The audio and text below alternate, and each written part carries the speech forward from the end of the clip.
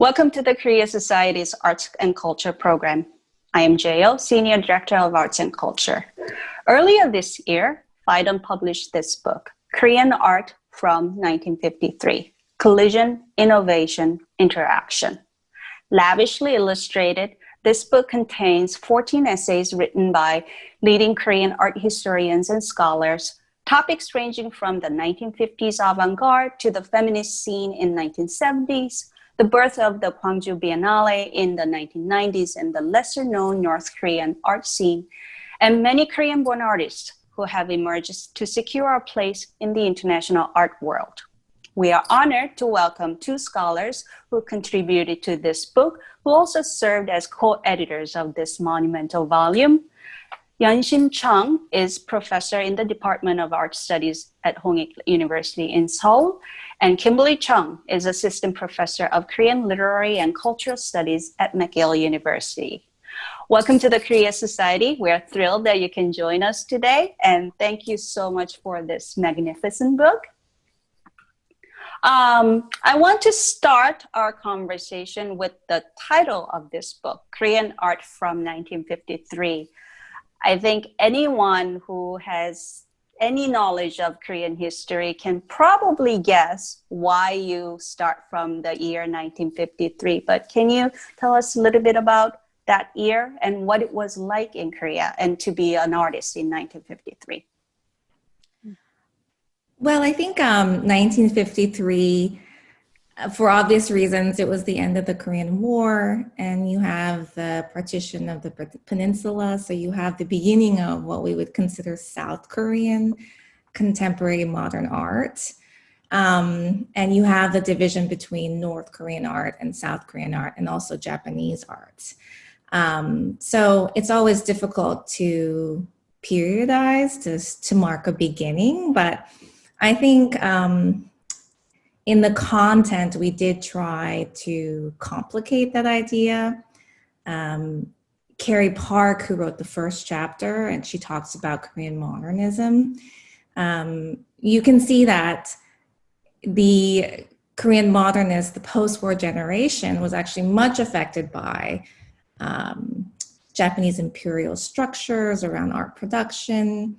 And figures like Yeon, who was a Korean artist but was educated in Japan, is one of these figures who were very much caught between these ideological lines that kept being redrawn. So North Korea, South Korea, the Korean War, Cold War, and the occupation period in Japan. So I think, yes, we did begin with 1953 as a kind of beginning for the book, but I think in the content, we hope that it would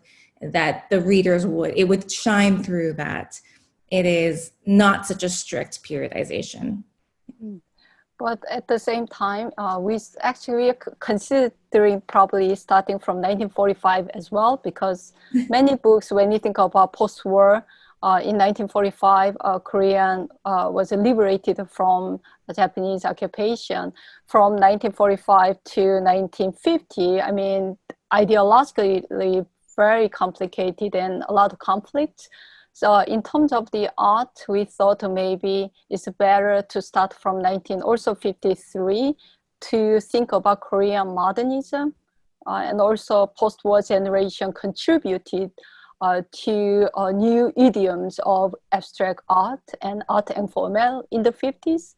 So we could start from 1945 and 1953, but since we try to use this year as the conflicting starting period for art features, so we start from 1953. And also we use the subtitle Collision, Innovation, and Interaction. I mean, if you know about Korean art, even about Minjung and Dansekwa, you can think about conflict and collision. And there are a lot of conflicts in terms of the art world and also art features, schools of art. But at the same time, there is an innovation in this conflict and collision and a lot of troubling issues. So they think always artists were looking for innovation, but at the same time, we thought that there is kind of interaction. Korea is very small, so always we are looking for interaction with outside world. With in the 50s, 60s, more with Japan, and with Paris Biennial, and also in the 80s there was Sao Paulo Biennial, and in the 80s, 90s, more with the European countries and also United States. So that these three terms kind of characterize Korean contemporary art. So we chose these three words. So in terms of collision, I really love the subtitle of this book, The Collision, Innovation, Interaction. And you mentioned briefly about why you chose them. But in terms of collision, is it just about what was going on in the art world, but also because art is so influenced, obviously, by what's going on outside of it as well? Or politics, yes. Mm-hmm. So can you tell us a little bit about the collision part? Because as you know, again, as anybody who knows anything about Korean history, since 1953, it truly was a very tumultuous time period for so many people. And a lot of the artists you talk about in this book, they do have to live with it, whether they want it to or not. For example, there is a essay about Yeon and how the whole political situation affected his own life, not to mention the Minjung artists you talk about. So can you tell us a little bit about that collision part? Kimberly, you can also add, but originally we used actually conflict, the word, right? Yes, originally we wanted to say conflict. Then actually the editor at Phaidon, Michele, suggested collision, right? And this is a good term too. And yes, Korean art is always related to Korean art and politics. So that collision has also political connotations as well. In the 50s, especially if you know, there is the Korean War generation, we say also post-war generation, and the society was very polarized between the right and the left. Like in the States, there is a McCarthyism against the communist intellectuals. And Korea was much more than that. So there were very strong anti-communist feelings everywhere in the society. So that obviously a collision has just a connotation not only about art, but also Korean politics and ideology and social issues as well. In 1960, there was April 19 revolution, and for illegal election for presidency, and the president Lee Seung-man, stepped down. So it has a lot of political turmoil and political connotations as well. Yes, I think, when I think of collision, I think the most probably, I think of Minjung art. I think of the series Park Chung-hee, Military Dictatorships, and Chun Doo-hwan. And I think that what is so interesting about, especially when I teach 20th century Korean modern and contemporary history, is that students tell me, they say, oh, wow, so much has happened in this short period of time. But I think that, again, returning to those three words, that we wanted to emphasize the fact that so much innovation happens through collision and then through interaction. So that was sort of a salient point that we wanted to address in the title of the book. So the book contains 13 chapters, and then introduction, obviously, and then 13 chapters, each one focusing on a very particular subject, from Tansekhwa to Minjung art, as you just mentioned. And then there's experimental art, the avant-garde, part of the art scene that maybe perhaps even your normal South Koreans may not have been really that much aware of even. There's feminist art and photography, and then art in North Korea as well, which I was very pleasantly surprised, but I was really happy to find.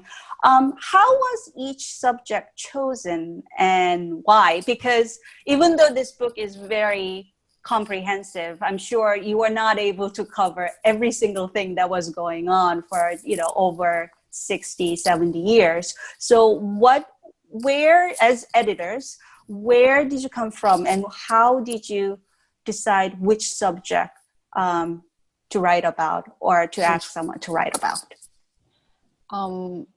I think to answer your question, first we have to talk about why and how we co-editors try to publish this particular book.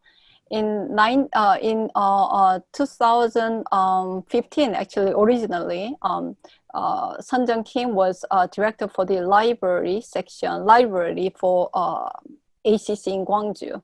So we organized the symposium together. Then we said, actually, let's publish a Korean book because I taught at FIT SUNY. And at that time, when I was teaching Asian, especially East Asian contemporary part, there was no important, even survey books on modern and contemporary Korean art. Although there was one by Professor Yeon Kim, we want to have more diverse voices and many different topics. And then in 2017, Kimberly was my colleague at Hongyi, and I was very fond of her because we could share a lot of intellectual conversations. And then I told Kimberly that I have this idea and then let's work on this book project together.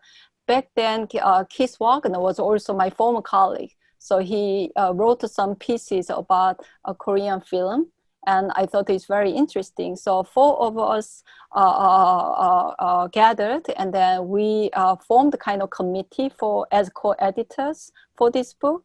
And in 2017, probably was October, we organized, post-war Korean contemporary art with the same subtitle, at that time, Conflict, Interaction, Innovation and Interaction, right?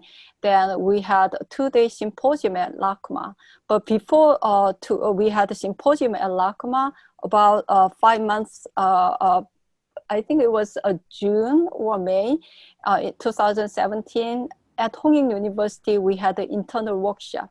We did not have a general audience, only specialists, curators, and the potential authors. We had internal workshop, and then we had a presentation.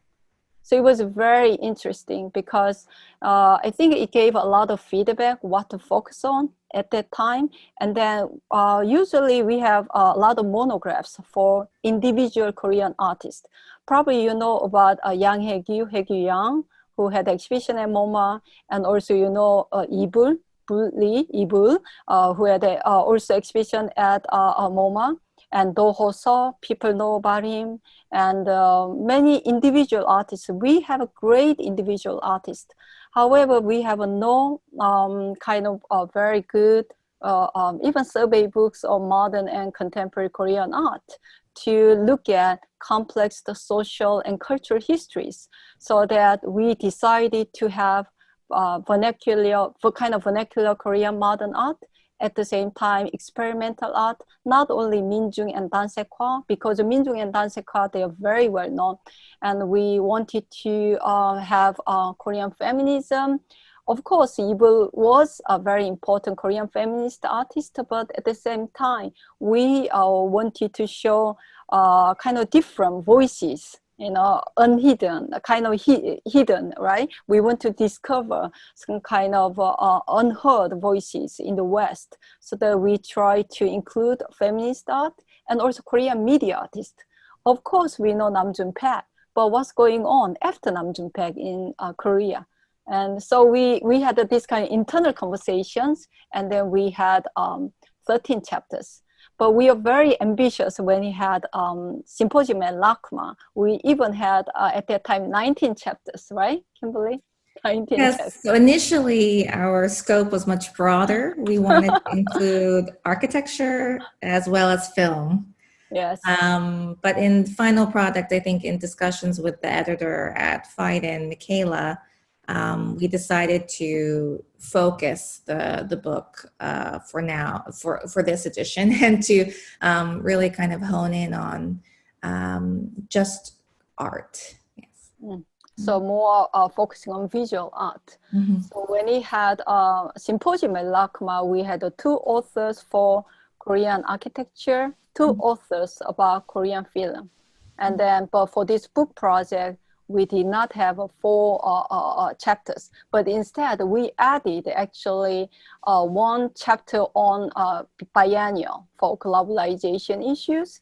But at the same time, we added one chapter on North Korean art. But I mean, it's very hard to include everything on North Korean art. So I remember I was researching about, I'm not a specialist on North Korean art, so I wanted to have a really very good scholar for that, really specialist on North Korean art. Basically, I contact most of the North Korean scholars, and then many of them said that they are not a specialist on art. They are specialists about North Korean politics and 주체사상, however, not on art. So then I was looking at Hong Ji-seok's article. So then I emailed Sun-jung and Kimberly and Keith. So we read actually Korean articles. Then his piece was very nice because especially he was dealing with the North Korean Joseonhwa. Because in 1950s and 60s, Korean tradition was important, not only for South Korean art, but also for North Korean art. I mean, our generation and now new generation, they don't think about Korean identity so much. They don't think about Koreanness, vernacular Koreanness. However, in the 50s and 60s, it was a very important issue because they want to construct a national, it was very nationalistic period. And also they want to represent kind of national identity in Korean art. So that was happening to North Korean art. They are trying to construct kind of North Korean art. Then they created Joseonhwa, which was ink-based art, not based on oil painting. So that it was very interesting. It's different kind of phenomena, different trajectories of art. But in North Korea, they're looking at Joseonhwa. And then in Korea, we look at like our own tradition, but at the same time, we look at international art trends.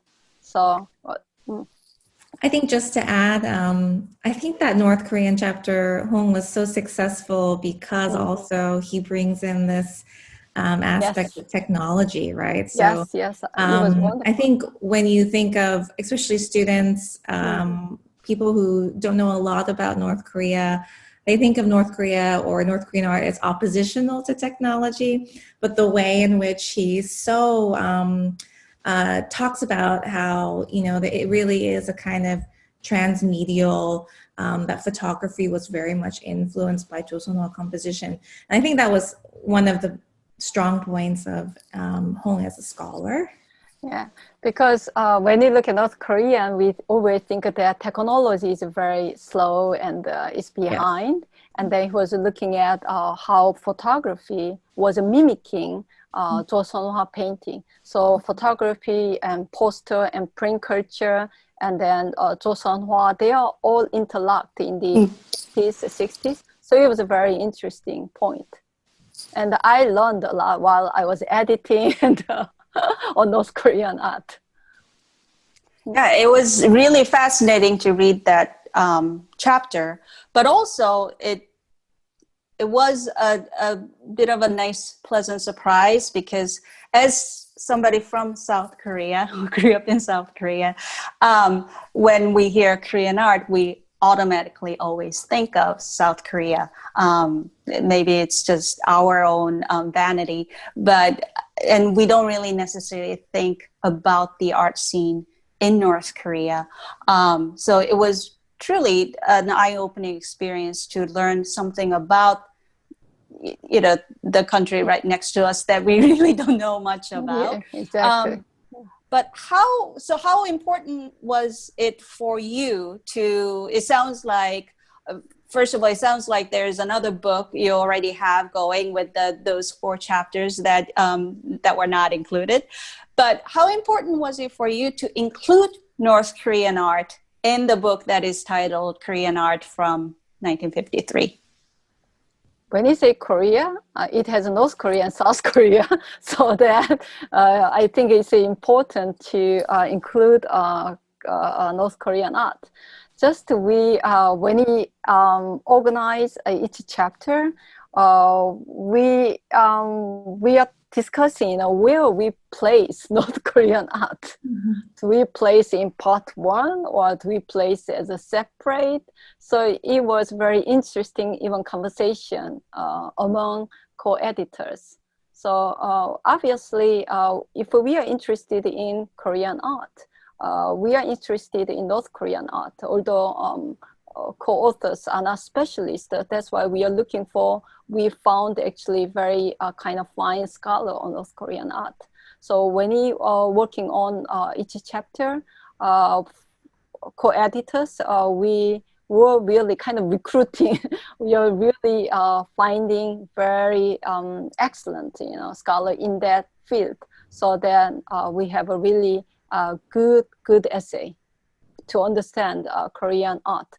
And we want to have really many different voices on Korean art.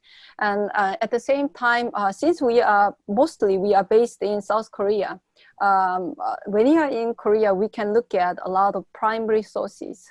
And then a lot of artists are living just next to us. So we are digging a lot of unknown archives. And not just the secondary materials we are looking at, we are really digging a lot of original archives and also unpublished images, photographs, and they're very interesting. And of course, if we have American scholars, their English style could be much better. But the reason we chose a lot of Korean-based Korean scholars was that we want to have scholars who can really look for original documents and interpret original documents. Yes. So that's why we also added Korean photography section. Korean photography was not very well known to the West, although there are individual artists. And Houston Museum had a Korean photography exhibition, but very limited number of Korean photographers. They are known to the West, right? So the Professor Yeon Lee really published also very good article, right, essay on Korean photography. And he was, I like really among 6, right, looking for work, which was created 1953. So you asked about the political turmoil in the 50s, and we look at this photography, right, this photo, and then we can understand everything in Korea at that time. Korean poverty and also kind of economic difficulty, socially very chaotic atmosphere. We have one photograph and then we can understand. I think also in hindsight, it was great to pair the North Korean chapter after Yeonjun Lee's chapter on photography, because they are both talking about photography, but in very different ways. And it mirrors this kind of, but it also kind of, we wanted to create a Korean art and a conversation between the 2 chapters. So in that way, putting Hong's chapter at the end of part 1 was quite successful, I think, in any way. It was very nice because each chapter has a very different argument, but sometimes some artists are overlapping and then they are different. Some artists are reappearing in different chapters. So it's like almost overlapping voices and chapters, so you can understand the kind of complexities of Korean art, post-war Korean art. Yeah. Absolutely. So the book is divided into 2 parts. the Korean avant-garde, modernism, and modernity, 1953 to 1987, and then from postmodernism to contemporaneity in Korea, 1988 to present. And when we look at, yes, there are certain chapters, certain essays that may not quite fit into it, but I think it flows really well. But let's talk about sort of the part one and part two of the book a little bit. Before 1980s, if I read it correctly, there seems to be this sort of a two branches in South Korea, at least. There's the modernism that is really represented by Dansekwa, which is very familiar to especially a lot of New Yorkers who are into Korean contemporary art, because there seems to be Dansekwa exhibition every season. And then there's the Minjung art. Can you tell us about those two branches a little bit? And for those people who may not be as familiar, even though for, I think, Koreans, those two are probably the most well-known, but that they seem to be sort of the major points of what was going on especially during the 60s and 70s and part of the 80s. So first, how about we start with the Dansekwa movement? Yes. First, before we start from Dansekwa, usually in the late 50s, like Park Seo-bo, he was doing informal style painting. So that then actually in the 60s, I talked about April 1916, April, we say April 19 generation, 419 generation. And then they are doing a lot of experimental art before Dansekwa. So in the 60s, and then there were small collective groups. There was Origin Group, and there was they say nothingness. In Korean, they say Mu Dongin, Mu, and then a new exhibition group. And then in this 1969, there was AZ, meaning avant-garde group. And then in the 70s, they had Space and Time. Space is called Space and Time, ST, Space and Time. There are small collective groups. They're doing experimental art, installation, early performance art, and the pieces like that. This historical avant-garde was almost ended in the late 1970s. And then especially early performance art was very short-lived, because at that time in art world, still people were very conservative, and general audience was very conservative. So they are going back to painting again. And so in 1970, also the society, Park Chung-hee military regime, and the society was very conservative. So that a lot of, although there are experimental groups, the society was very conservative. If you know about the Korean conservatism at that time, guys could not have long hair, and the girls could not have mini skirt, and then it's a very oppressing the period. And Dansekwa was very strong in 1970, and the main leaders were Park Seo-bo, and Ha Jong-hyun, and Chung Sang-hwa, and many of them, as you said, very well known now in the West. And also they are doing abstract painting, but abstract painting looks very similar to the counterpart in the West. But unlike Western style of abstract art, they are doing more into actually Korean philosophy. And also they are not using just oil and brush. Sometimes they're using knife, and also sometimes they don't use anything. They just use paint, like Ha Jong-hyun, and then Park Seo-bo, they use acrylic. And then I always say that Dansekwa, Minjung, they are like oil and water. They don't mix together, so it's kind of collision and conflict. But at the same, in the society, two schools of art coexist. So Minjung art, the first manifesto was born in 1969. However, Minjung art was very strong in 1980s, because the society, again, a military government, and also a lot of democratic movement. As you know, in 1980, there was May 18th, right? Gwangju, the movement, so that it was a very socially engaged art. There are two strong trends. So we try to put these two trends together. However, for Minjung art, Professor Shim did actually great job for he was this kind of in Minjung art there is a 현실과 발언, reality and utterance group, but in his discussion he was connecting with the urbanization of the city, and also he was looking at the kind of kitsch effect and also a lot of social issues surrounding the city, like a mass culture and consuming culture. So this is something we did not study very much about Minjung art. For Minjung art, we always say just politically engaged art and politics. However, they are also interested in mass culture and also conceptual art. So in our piece on Minjung art, we have a different aspects of Minjung art. So it was very interesting. So we put Dansekwa in chapter 3, and afterwards we put actually a Minjung art, but it's two different actual layers, very different, right? One is actually very reductive, the other one is very socially engaged, so very two different voices, but I think they are coexisting in South Korean art.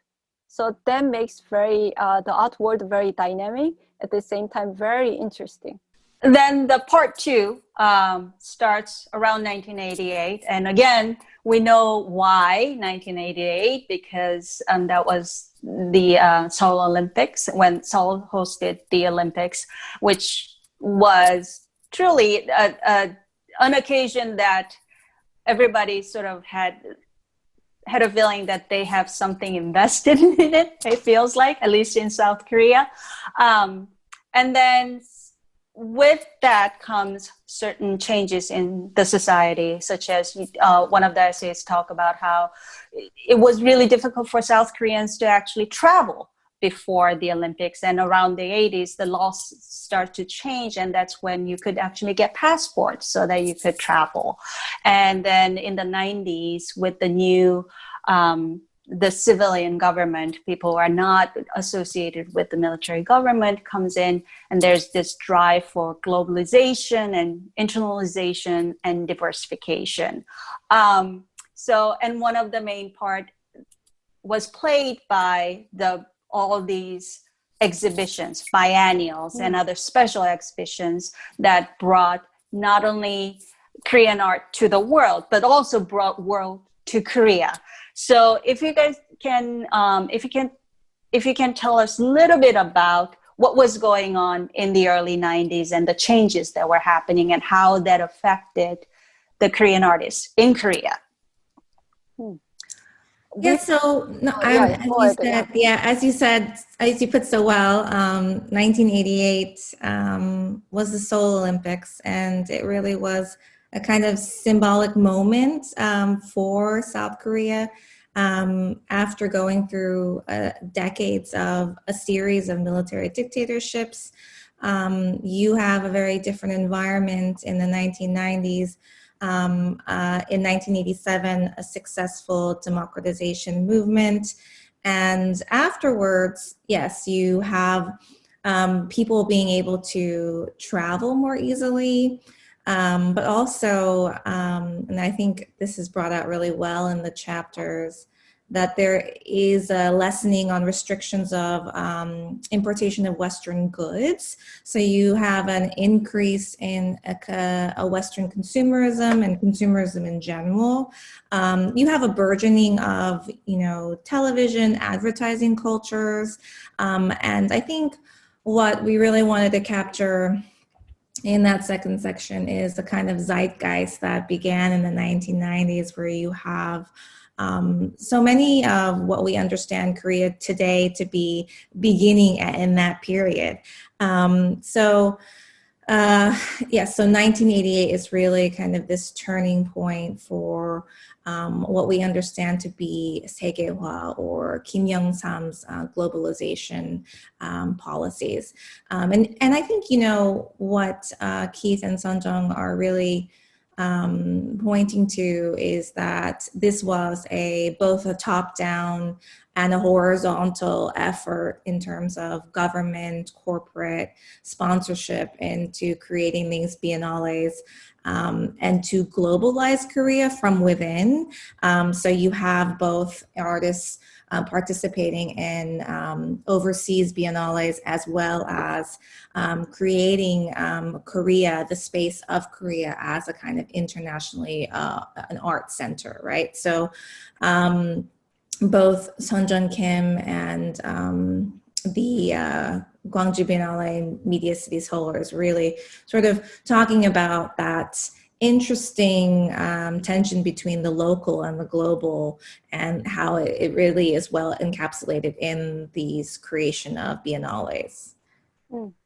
And we started from 1988, but some people would say we could start also from 1987. Yes, because 1987. yeah, so we can say 1987, 1988, and also there are many actually changes, as Kimberly said. So I think Sunjung put very well for circa 1990 for the social and the atmosphere. And in terms of art, from 1987, actually we could really talk about artists who went to North Korea like Ikeda. And then before, from around that time, finally they could put really Ikeda in Korean. A long time ago, it was censored. So that a lot of newspapers actually in the 70s, they all censored. So they, instead of putting Ikeda, we put the Ikwe and the round, then people could really guess just, oh, that's Ikeda. And he's really great artist. So there are a lot of studies on South Korean artists who went to North Korea during the Korean War as sometimes war prisoners.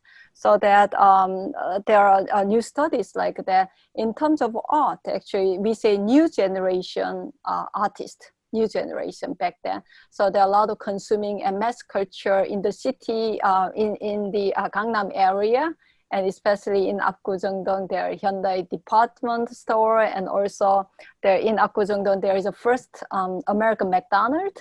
So like it's kind of funny to think about it right now, but long time ago to go to McDonald's, the old dress of it's eating out, So there are a lot of social changes. And at the same time, during this time, this new generation artists, they are not really thinking about dansekwa and minjugwa. They are using totally different idioms. And sometimes they are not having exhibition in a gallery, in a not white cube commerce gallery. They have exhibitions in a bar or cafe or outside. Sometimes they did outside performance like Ibul. And then they are using a lot of cafes as very important exhibitions. And also at this time, there were very small collective groups like a museum group, for museum group, and Ibul, Choi Jung-hwa, very important artists were part of this group. And also there is a Metavox, very, very small, like a Tara, very small groups like that. And then they have collaboration sometimes. And they have installations together. Very often they're using kind of leftover construction materials. So they are demolishing a lot of traditional Korean housing to build Korean apartment. So there are a lot of garbage, right? So they are using found objects. So they are doing a lot of installation, kind of media piece performance. Now it's totally different social atmosphere. And actually, Kimberly and I did on Korean postmodernism and new generation art. We included in detail about Iso Bak, who also went to, probably you know about Iso. He was known as Bangmo in New York, and he was running minor injury, kind of alternative space against alternative space in Soho. he had a minor injury in Greenpoint, so that he was introducing a lot of Western postmodernism and also post-colonialism critical terms. He was writing a lot to 월간 미술 and also Ghana art to Korean magazines. So he was kind of mediating Korea and New York art scenes. So in terms of globalization, in 1993, there was Whitney Biennial at Korean National Museum of Modern and Contemporary Art in Gwacheon. And also in 1995, there was Korean Pavilion in Venice Biennale. Probably Korean Pavilion is the last actually national pavilion in Giardini, right? So that was 1995. And then Korean government totally sponsored a lot of exhibitions and very supportive. I think that kind of was the ending at the IMF in 1997 when you have International Monetary Fund, and all of a sudden the artistic ecology and the institution were very changing around I think 1997 to 2000. There are a lot of actually alternative spaces were taking place, established in Korea. But before that, Kimberly, as you described, in Korea, there are a lot of private museums actually were built, opened actually late 1980s and the early 90s. So for Korean art, I think still sometimes I miss that time. It was very interesting period. And in terms of music, right, there was a strategy, and we are very into Korean hip hop, so and very different Korean bar culture, and we thought it's very open period. Yeah, we did not know there was there was a financial crisis coming soon, but yeah. Yeah, I have to say, I'll probably cut this out, but I have to say, when I read that chapter, boy, it brought back so many memories. Like it was, because that 90s, I think. Don't edit.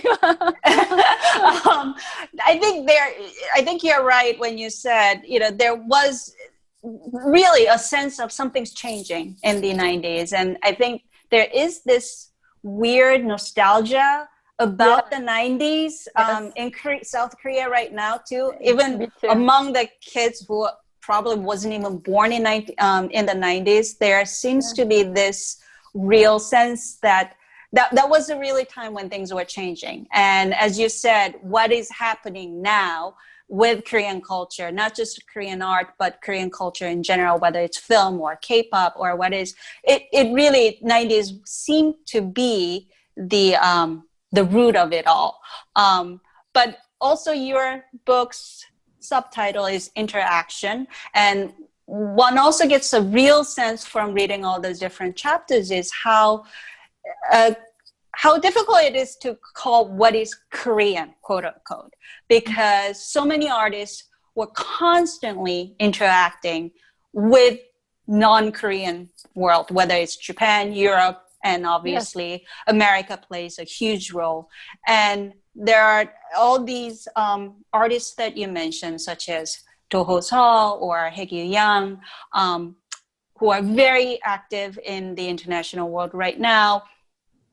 There is this sense of the Korean artists who grew up in Korea, but then they go out. So can we talk a little bit about that, sort of the diaspora? I know diaspora sounds a little sad sometimes, at least personally to me, but this sort of the Korean artists who really go out to the world. And what does that really mean to be Korean to them? I always wondered, because when we say Korean art, it almost seems limiting to describe them as Korean artists, because what they're doing is much more than just talking about their quote unquote Koreanness. But what they do show, especially in the Do Ho-seo's work, his upbringing had a huge impact on his work, and that's what he shows, whether it's the house or the uniforms. So can you tell us a little bit about that idea of what is a Korean identity mean for all these artists who are working in the international scene? So in the 1990s, the society we thought is very cosmopolitan period. And also there are new sensitivity about gender issues, especially Korean feminism. And of course, in the 1980s, Minjung artists like Yoon Sung-nam was a very important pioneer for feminism. But at the same time, in the 1990s, especially around the millennium period, there are a lot of Korean feminism exhibitions in Korea. So that Go Dong-yeon discusses actually very changing sensitivity about woman's body and about the nude. And then especially after 2000, the Korean gender issues was very well kind of related to gender issues in the Western discourse. So that Korean feminism has very different trajectories. I think in feminism chapter, we have this very important gender issue, which is very important in Korean art world now in terms of Me Too, you know, and also kind of unfair issues among kind of gender politics. So that's a kind of important contribution as well. I think also it goes back to what you were talking about as 90s as being a time of where you could talk about the past. And so she really points out the fact that the 90s for these feminist artists was actually a time to actually confront visual imagery of women during the 70s and 80s. And I mean, of course, the continuing visual imagery around women's bodies. But I think they really were taking advantage of that space in the 90s to comment on decades of what they felt was gender hierarchy reflected in visual culture. So I think, yes, Ko's chapter was really great in capturing that moment, and also the shift to feminist artists that moved away from this kind of confrontational feminist art that was happening in the 90s. Oh, the diaspora question. I think that was such an interesting question because, there is both an element of, especially with Toho Sol and Kim Soo-ja, how they're talking about very personal experiences of migration and movement. But I do think, on the other hand,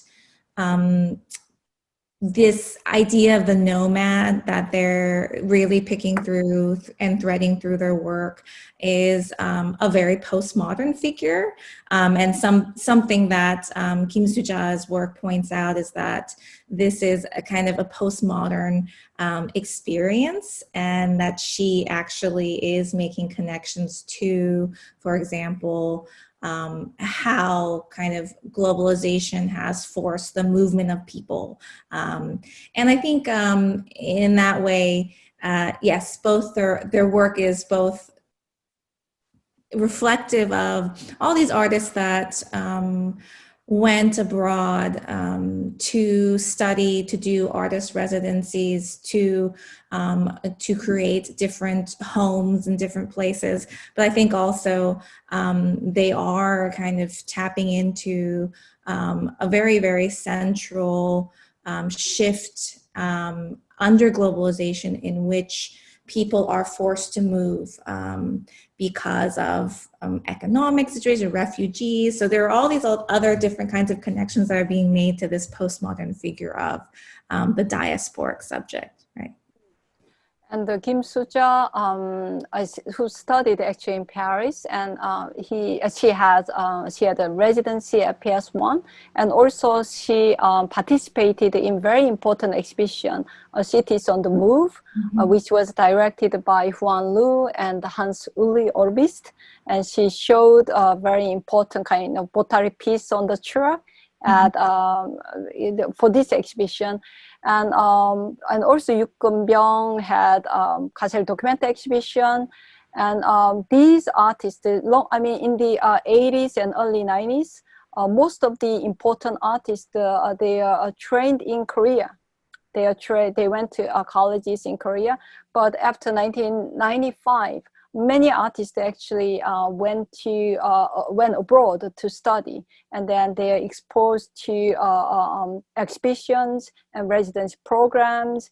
And then, as Kimberly said, they are constantly really moving around and relocated. So that while they are moving around, there are also issues of cultural translation. Right, they are translating very different languages, and they visualize these transition, right, from one culture to another. And then so I think they are using their bodies, and also they are using kind of Podo Hoso, he's using hanok, and then different houses with a transparent material. And for Yang Hae-gyu and Kim Sung-hwan's case, sometimes they're using Korean literary or Korean references, right? Mm-hmm. And then they're using references on Yoon Sang, and also for Kim Sung-hwan's case, right? And then a very kind of old cliche, like phobia against Korean communism, different issues, political issues, but it has kind of literary connotations as well. So very interesting. And also for Kimberly's chapter, and I like she included Yong Sun-min and Byron Kim and Sung-ho Choi, Chae Sung-ho, and who are all based in the States, right? And then the book had to stop somewhere, but what are sort of the interesting developments in Korean art over the last decade that you couldn't quite get to in the book? If you could have added another chapter, what would you like to have addressed in that chapter? Yeah, actually, that is a very good question. We originally planned to have that chapter, but we could not make it. So then maybe in the future, if we have chance, right? In Korea, the original chapter that we are supposed to have was a post-internet Korean generation, and who are using a lot of actually internet-based kind of editing, and sometimes they have satire, humor, and also kind of darkness, because unlike the previous generation, if we think about our parents and, they are more into Korean industrialization or urbanization, and then they have a very promising future. So they had this mind, if you work very in Korean diligently, you can really make it in the future. So you really put up with everything for the moment to have a better future. This was a Korean real work ethic. But for this new generation, especially millennium generation in 2010s, it does not work. Sometimes they're struggling to find a job, and they sometimes the society is not fair, so they are very sensitive. So they have this kind of social issues, but at the same time, their work sometimes very poetic, metaphoric, sometimes direct. So I'm very interested in this generation. So we were supposed to include this chapter, but somehow it did not work out. Yeah, maybe if we have chance to revise it, we can add the last section, right, Kimberly? Yes.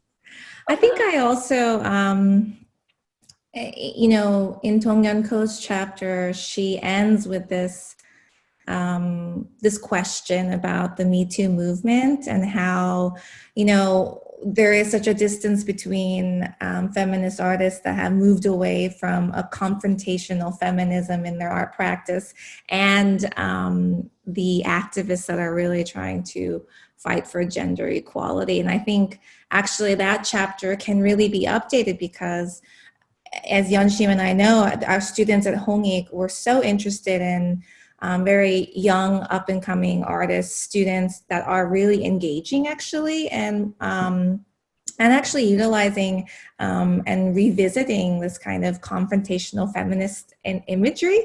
So I think actually that would be a great update chapter as well. The book is just out. We are thinking about revision. Yeah, already, yeah. Yeah. But that just shows how dynamic Korean art scene is, isn't it? And it's always changing, and there are always something new to looking forward to. But at the same time, you did say that you started writing this book, out of the symposium and, workshop with, professionals in the art field.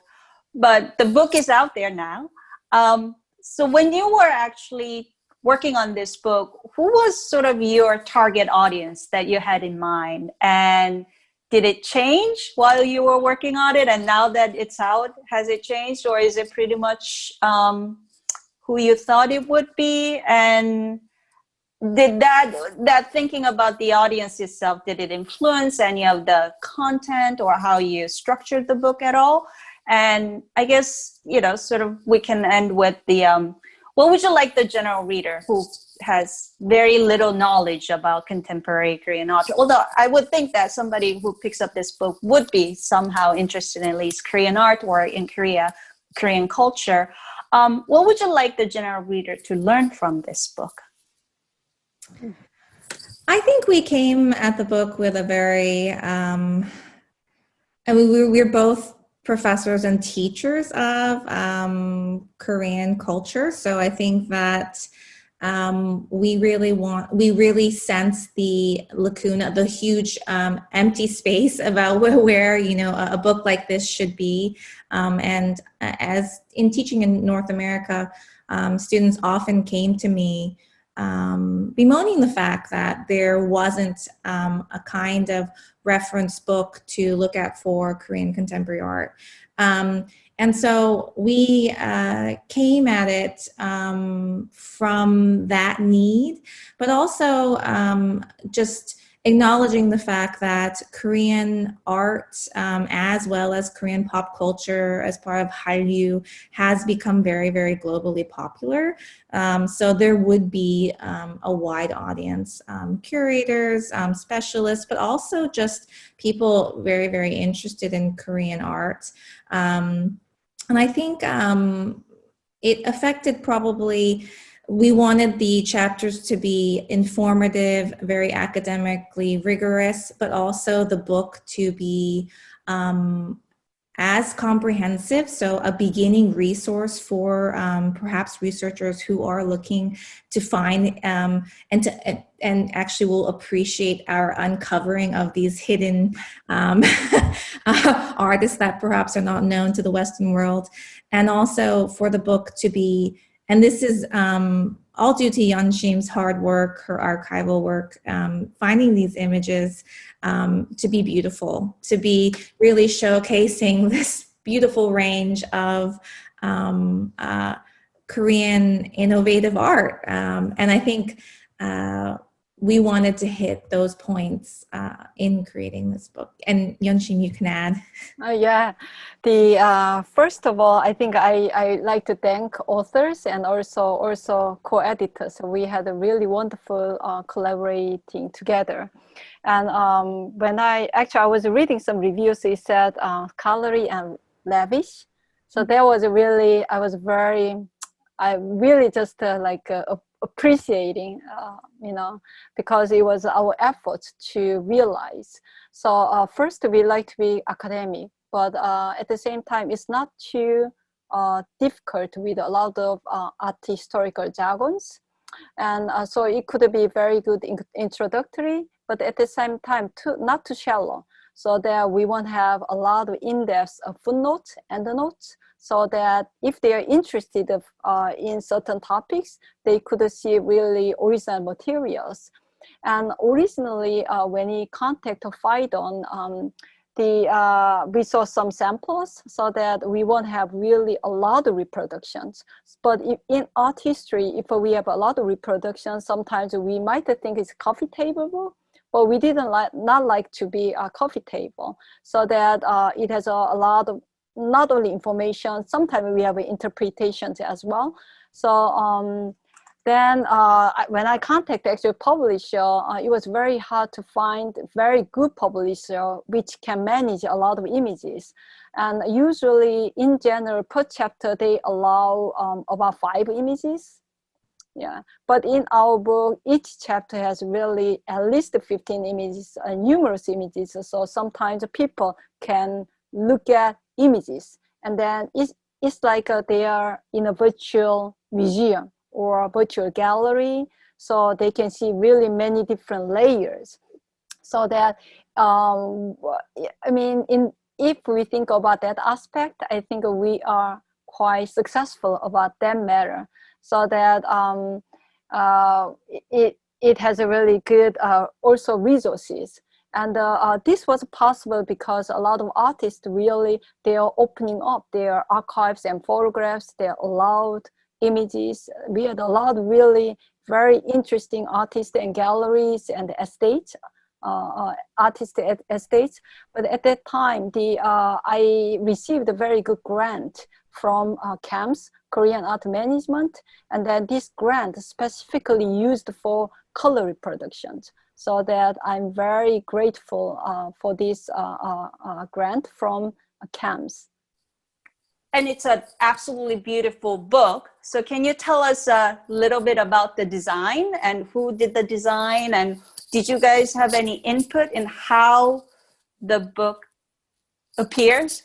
You know, sort of the layout of the pages and all the stuff. Yeah. At Phaidon, actually, we had a feedback when they have a sample design, and then they chose Elizabeth's Mew design because this design was very interesting, because usually for art history books, they have images as cover image, but here they have typography. And then if you look at the cover design, it looks like a 훈민정음, kind of Korean font. Yes, and also if you look at the inside, not only the book spine, but inside for each chapter, they have like a Korean, like a flag, yin and yang. They have color. Yes, so everything is something to do with the Korean. And at the beginning, when you saw this cover, we had a kind of reaction, right? Yes, we could not read. We were surprised because of it is such a good hybrid between the Korean alphabet and English, yeah. But I think that it really does encapsulate a lot of the themes that are going on in the book, as well as it brings a kind of very modern, I mean, contemporary flair to the design of a traditional art book. So I thought that the design we are very happy with, especially the cover. Yeah, very original, right? It's very original. It's a very good work, I think, on her own. Yeah. It certainly is a beautiful book, but not only beautiful, but truly an interesting book that anyone who is interested in Korean culture should dive into.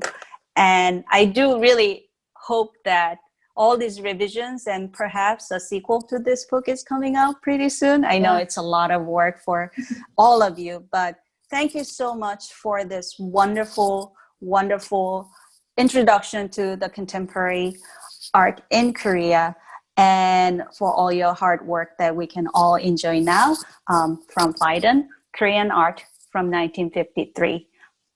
Collision, innovation, interaction. So thank you so much. Thank you. You.